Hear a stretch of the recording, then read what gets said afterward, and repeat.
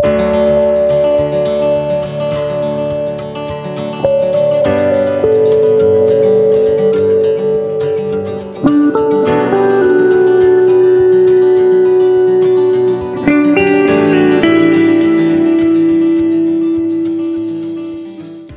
ko, tatanggapin natin yan ng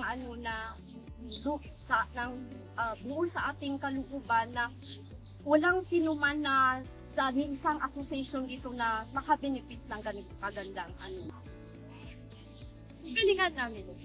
Aangat ang buhay namin. Number 1, Livia. Pagpatuloy niyo po ang tulong niyo sa amin. Maraming salamat po na wala nang patayan yung nangyayari sa amin. Maraming salamat na ma-achieve na namin yung goal namin, na makatapos yung mga anak namin para ma-uplift ang kabuhayan namin sa hirap.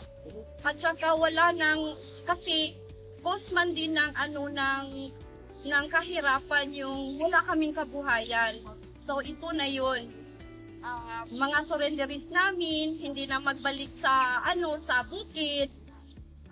Dito na sila sa mga livelihood na bigay ko ninyo.